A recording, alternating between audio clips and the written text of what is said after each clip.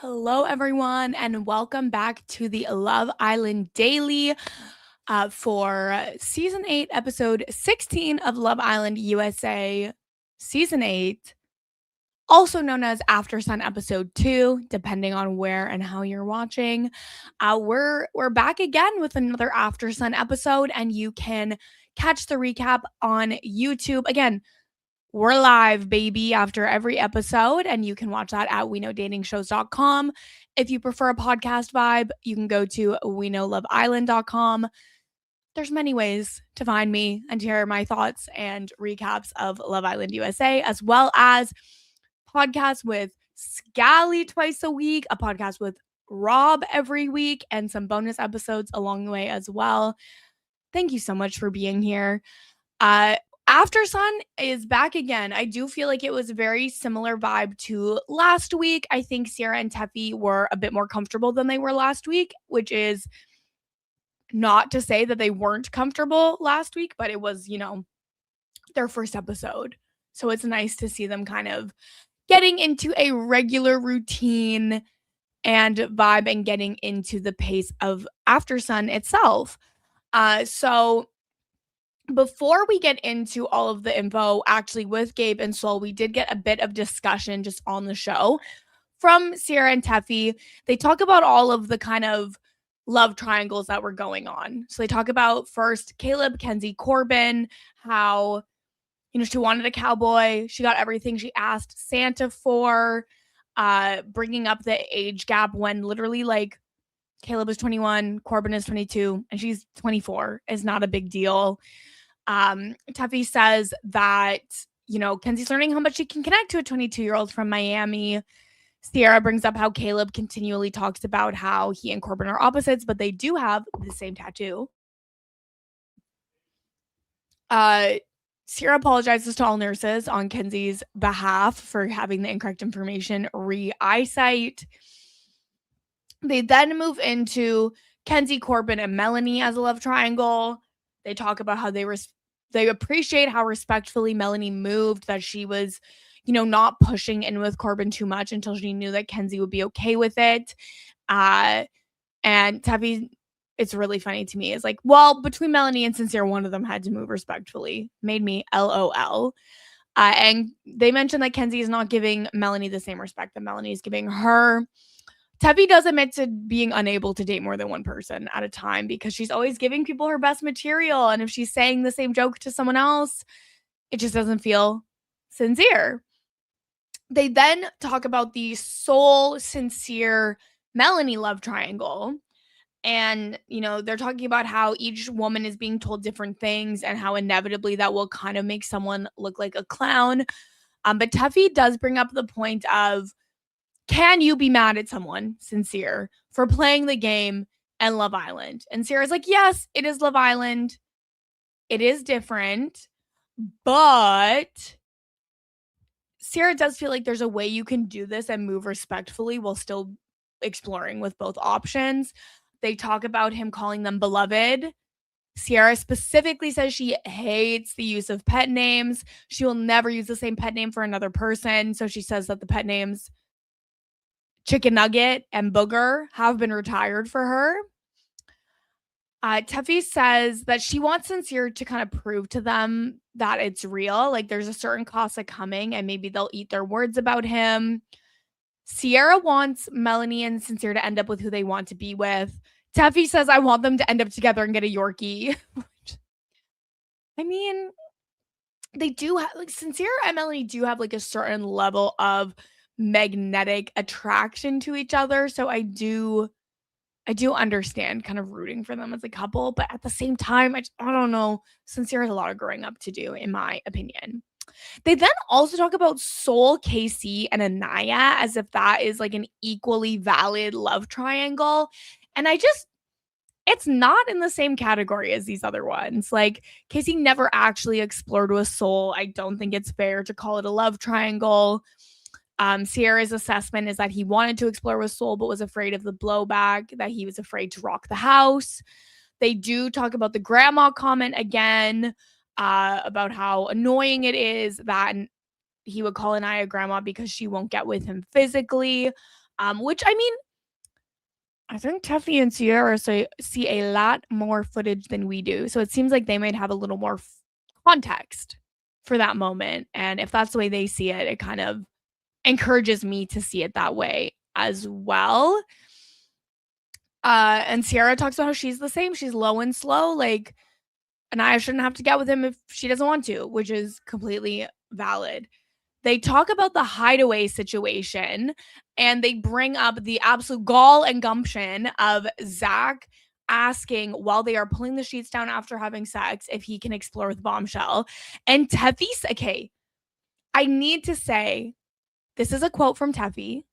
This is not from the mind of Kirsten MacInnis, and no one on the RHAP network thought of this joke. Teffy says, the condom was still warm. Please. I lost it. That was so crazy. The condom is still warm is crazy. And they talk about like them in Casa Amor. Sierra says, it's his prerogative to move however he wants, but I hope that Kata will also move the same way. Teffy wants a W for Caleb, especially after the mailbox challenge. They do talk about kind of like at Valentine's Day when you could like pay $1 and like get someone a rose. And Teffy says, like, I've never been like Kenzie, but I have been the Caleb. Sierra says that she's never had a prom date. I do like this extra kind of information that we're getting about Teffy and Sierra. They talk about really liking Trinity's letter and Bryce's letter, especially after hearing from Bea that Trinity really likes Bryce. They really liked that Casey and I got a moment to just kind of drop the issues and shed a layer. They talk about, writing your feelings can sometimes be easier than saying them. Tell that to the people that want to chat GPT. And I did get a comment of someone saying, hey, well, sometimes people just aren't good writers. And to that person, I would say, anybody alive would just prefer your genuine feelings, even if it's not written 100% perfectly, than thinking that you had to go to AI or a large language model in order to express yourself. That's just my opinion. Like, this is a matter of the heart, right? They say that, hey, Sincere said he wanted to go home. Casa Amor is another home. So we'll see how he moves in Casa Amor. This was kind of weird actually, because then like after the full conversation about the show is when they put in the part of Sierra and Teffy talking about the unfortunate and unexpected loss of James Barker, an executive producer on the show. I think they should have just opened with that. I think that it would have been less jarring because they like do all of their talk of the show. Then they talk about this man who unfortunately passed away. And then they go straight back into the segments of the show. I think they should have either led with it or ended with it. It felt weird to have it in the middle, but they do talk about how it's emotional for everyone behind the scenes. They talk about James as an executive producer whose passion helped shape the spirit of Love Island USA. And Teffy says that she will always remember that James made everyone feel special, no matter how long he had known them. And Sierra says that they're thinking of him, his family, and everyone in Fiji is mourning his loss. And like, yes, all of that is true. I just think they 100% should have opened or closed the show with it because this moment felt kind of disjointed to me.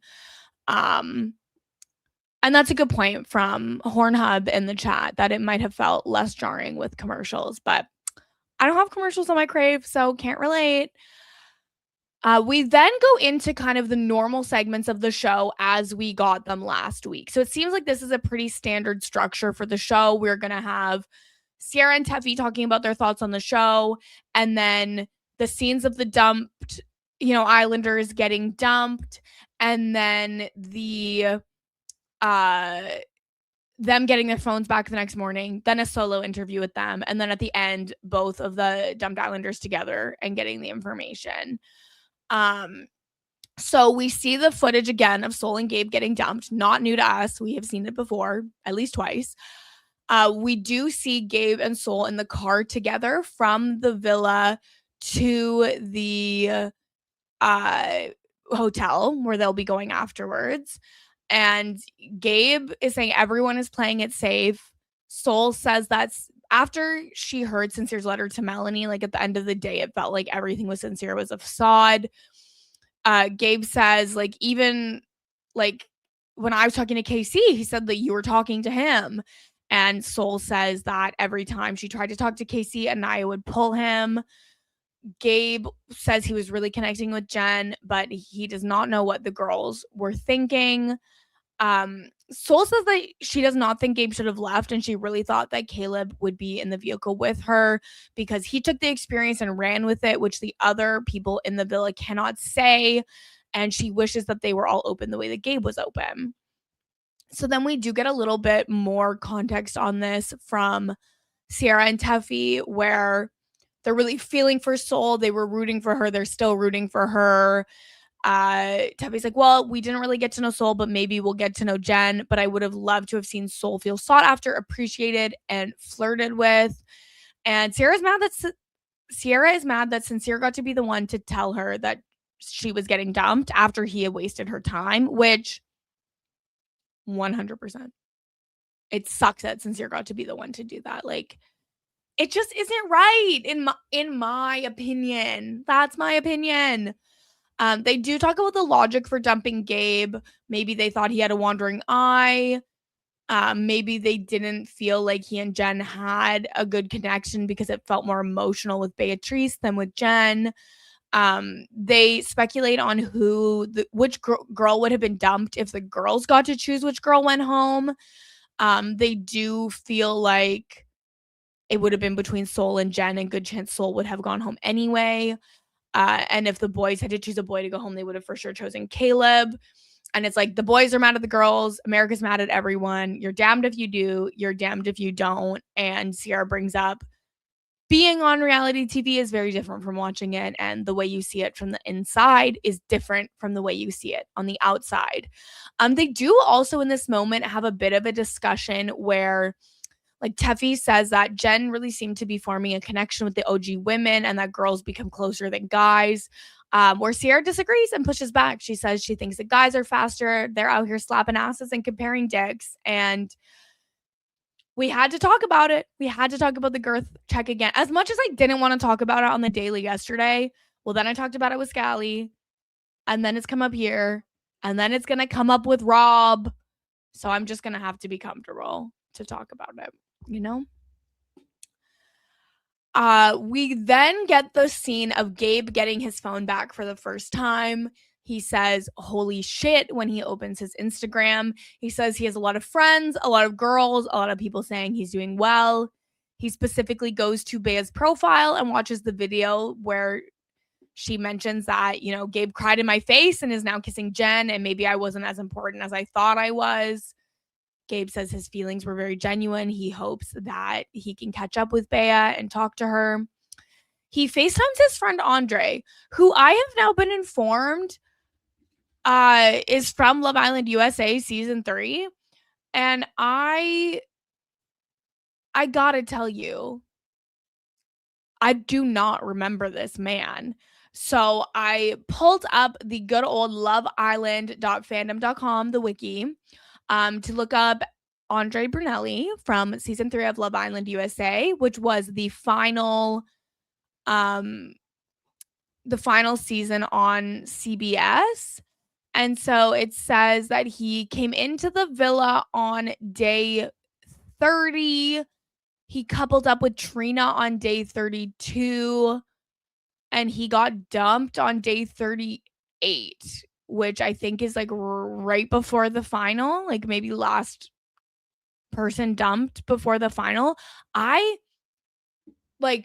hate to say this and I hope I don't sound ridiculous, but I don't know who this man is.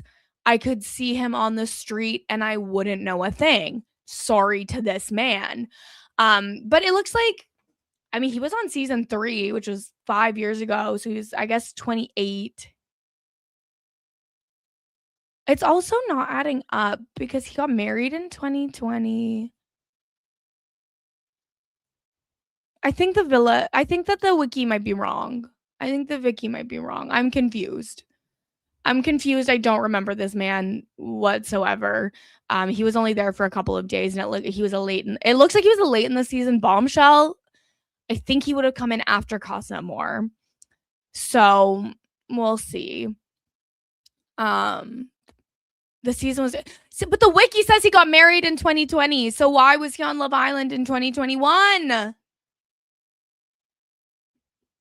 Yeah, he had a very quick run and was ultimately like, even he was paired up with Trina. Trina had way more going on in the season outside of him. So, it's just different, and that's okay. But yeah, he was not there for long. There have been so many people on Love Island that when I find out someone has been on it, hello? What? But anyways, he FaceTimes with Andre, who is his friend, and he tells Andre that the girls voted him off, but that he did his best. He represented Brazil. He showed his personality. Andre brings up that even before Gabe actually got on the show, he had to make videos defending him. And this is actually really surprising to me that they are showing us this on Aftersun. I think it's really refreshing. Part of the part of what people were upset about when Gabe was announced for the cast of Love Island this season was that they looked on his Instagram and they saw that he does follow the current president of the United States on Instagram. People took that to mean that he is a supporter, especially living in Florida. Sometimes that could be, connected. And Andre's like, literally, you've only lived in the country 2.5 years. Like, that's the president. Like, of course you'd follow him. And Gabe is like, I cannot even vote, which TBH doesn't actually answer the question, but none of my business. He does then FaceTime with his parents. They tell him it was a cool experience, that he did a good job, that he is happy with how he says he's happy with how he acted. He can't wait to see them. And they tell him that he should never change. He should never be a different type of man, even if he's 150 years old. Gabe says, once again, being himself was the most important thing for him, and he has no regrets based on his actions in the villa. We then get Gabe's interview with Teffy and Sierra, where, he's seen a few episodes. He's mostly just been watching his parts of the show. And he says, being Brazilian, being a bombshell, he had to represent. And they tell him about how Bea had said that there's so much more to him and that he's so much smarter than what we saw. Gabe does say yes when Teffy asks if he ever felt like he just didn't have the language to express himself. He talks about having feelings for Bea. She was always there for him. He felt safe with her. And that when Bea left, it felt like a piece of him was leaving. But then he was being himself 100% of the time. Teffy asks him if Bea had stayed, would he have continued the relationship with her? Gabe says that, he was being respectful to Bea, but Jen was there and he was interested. And then when Bea was gone, what was he supposed to do? Bea was gone. Jen and I are building something really solid. Sierra asks if people actually really want to be in the couples, or do they want to keep the peace? And Gabe says that, people wanted to stay in the house. The first connection doesn't necessarily mean the best connection. You have to be open and vulnerable in order to find your best connection. And so, a little shade towards these couples, actually. But yeah, we do find out that Gabe came to the States because he got a scholarship to learn computer science. I feel like getting a scholarship to come and study in the States without even having like an English language proficiency is super impressive. It does just go to show how intelligent he is. And he picked up English through an immersion method, and good for him. Teffy says that she likes how Gabe and Bea were equally horn dogs for each other. They ask him about the one night stand. Well, they ask him about the relationship with a 52-year-old, and he's like, no, one night stand. It was a one night stand. And they joke that his DMs are going to be full with women in their 50s. They do ask about the Zach and Bryce bromance, and Gabe says they've liked each other since the first day. They like to be together. Gabe thinks that the strongest couple is Casey and Anaya, and especially after the love letter, Casey feels more comfortable. And Gabe thinks that Kenzie and Corbin are the couple that will not last. We then go into the segment of Sol getting her phone back. She's not sure if it's been a little over 2 weeks or a little over 3 weeks since she's had her phone. She doesn't know what America's been saying or what's on there, so she's scared. She calls her phone Pandora's box. She also mentions, I didn't remember that it was so cracked. Please get her a new phone. Apple sponsor her, or Samsung, or Google, whoever has the phone that she likes. Get her a new phone. I think she had an iPhone though. She says that she notices that she has 128,000 followers now on Insta when she went in with 5,000. So that is a huge growth in a very short period of time. Great for Sol.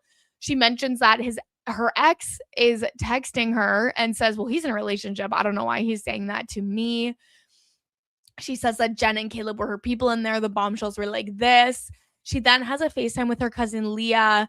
She says that she got voted out. Leah asks how she's feeling.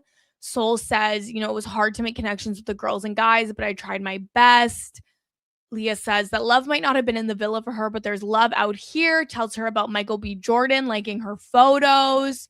Sol says it's nice to feel like she can exhale, and talks about how she had been to like 10 different schools. So she's used to being a new girl and not fitting in. And that people think she's just a boss bitch, and she is a boss bitch, but she's also a person with feelings. She then FaceTimes with her auntie Nicole. She sees her aunt. She immediately cries. Her auntie is very proud of her, says everyone was rooting for her all the way. Says mad shit about Sincere. He is not sincere.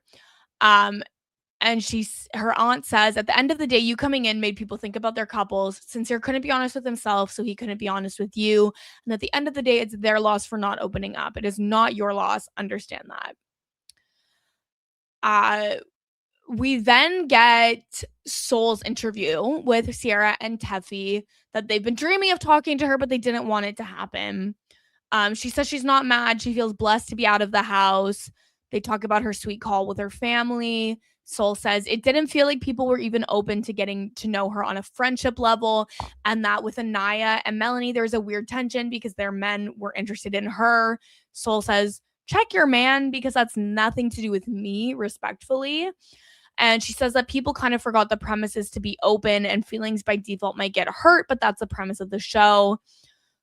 Sol says that she did have a few conversations with Melanie, but it was hard because Sincere was into her and they were both getting played.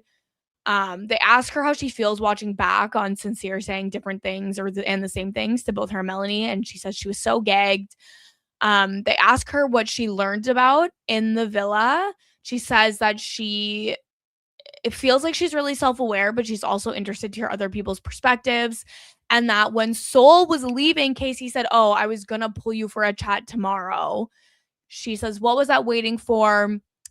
And this is where Sol lost me a little bit, because like, yes, what were you waiting for? Valid. But then she says, quote, it's giving pussy. I don't like that. I really, really, really strongly feel like people should not be using that word, especially in a derogatory manner.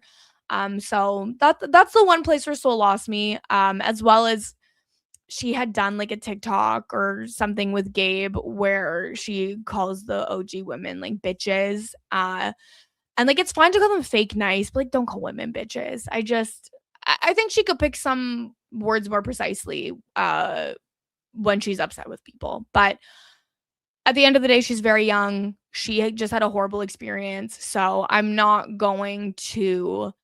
like judging her harshly. I'm reporting the news. I'm reporting the news and my personal opinions on it. They do also, Sierra asks her about the time period where her dad had passed away and her alopecia, and brings up specifically that for Black women, their hair is their crown. And Sierra does take a moment to really call out the people on social media who they have a lot to say about people's hair in the villa, and specifically about how they always have a lot to say about Black women's hair, and they're never saying anything about white women's hair. No one's commenting on Kenzie's hair. No one's commenting on Jen's hair. They haven't seen me talking about Kenzie's roots, the only hair that I am qualified to talk about on the Love Island villa this season. And so I really do like that they are using Aftersun as this moment to really highlight kind of issues in the fan base and not like necessarily call people out, but at least like make people be aware of why some of the discourse that's happening online is really not okay. And she also says like, it's hot, it's humid, it's rainy. Maintaining any style is really difficult in these conditions, and like give people a break if you don't like their hair. They asked Sol what her next move is. She says being in the villa was like a little hurricane, and she just hopes that she has supporters and people will meet her and get to know who she is because she always keeps it a buck. This is where they brought in Gabe came back and they did the Burning Fan questions from Cuervo Tequila, which I said last week I was going to have a margarita for Aftersun, and yet here I am, no margarita in hand because I do not have the supplies in my home. Next week I'll be on vacation, so maybe I'll be able to have margarita then. Yeah, I would love to see Sol come back as an OG. So here are the Burning Fan questions. Which Islander surprised you the most after getting to know them? Gabe says Jen. Sol says Trinity. She said that if people would be laughing, Trinity would come over and be like, I'm the laugh police. What are you laughing at? Which did make me laugh in that moment. Good for her. Love Trinity. Gabe gets a question. Gabe, do you miss Beatrice? Gabe says, I miss her. They ask who's the best kisser. Sol says Corbin. Gabe says Jen. They get asked what is one thing you would add to the villa. Sol says forced recoupling every night. And Gabe says more open-minded people. Someone had a question for Sol. How does it feel being the realist in the villa? She says not everyone can be a real ass bitch. Teffy's like, RAB, call it out. Yeah, me too, Lisa. I've been having blowouts and straightened hair for this podcast, but I do have naturally curly hair. Obviously, I'm not black, so I'm not going to speak on black women's hair, but in humidity, my hair does go crazy as well. They then all take a drink of their margarita. They had pink salt rim on the margaritas this week, which I thought was very whimsical. And then it's time to talk about Casa Amor. Sol says that she was low-key hoping to make it to Casa and be open, but it just didn't happen. Sierra asks Gabe if he would have explored in Casa, and Gabe says, you know, I was only with Jen for 5 or 6 days, so I can't really say that I wouldn't explore. Sierra asks, who do you think will be loyal to each other in Casa? Gabe says Zach and Kata. They ask who's not going to survive Casa Amor. Gabe says Corbin and Kenzie. And Sol says Trinity and Bryce. And her reasoning for that is that nobody else has really given them the time of day to want to leave their couple. And like, imagine if their exact types come into Casa Amor, will they, you know, gravitate to somebody else? This is where I think it was Sierra, I didn't write down who said it, said like, well, I hope I can say like I want Trinity to leave Bryce, not Bryce to leave Trinity. And Sol then brings up Bryce going after Kata even after he had been rejected at Paradise Cove. Sierra says that she admires Bryce's persistence, and they will be back next week to break down Casa Amor and everything that happens there. I am really excited to see what's next. Okay, I did star a couple of comments to get into before we get out of here. So Hornub says, Andre's wiki is so confusing. He apparently had a kid in 2021, the same year he was on Love Island. What is happening? LMAO. Yeah, I'm confused. I'm perplexed. I do not understand. And now I'm like, maybe I don't remember this man because this is like a psyop, you know? I'm not 100% sure. And then Luna B3118 says, who do y'all think is going to break 1 million followers? For some reason, I don't see it for any of them.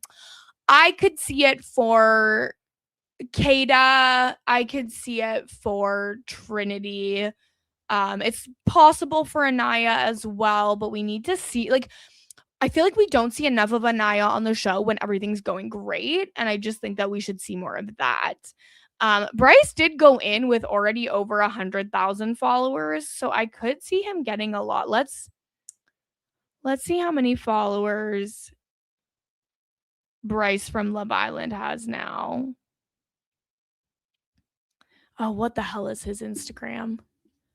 Bryce Love Island Instagram. Because he came in already with 100,000. And he's almost to 200,000. So maybe not. Maybe it won't happen for him. But good for him. Oh, he was just married and divorced, so it wasn't mentioned on the show. Okay. See, Michael Horn pulling up a whole Reddit thread about Andre. Was he the bearded guy? I didn't think he had a Scott Pollard look. What up, Tim? Yeah, Melanie. They're saying Melanie is gonna freak when she sees her followers. How many followers does Melanie have now?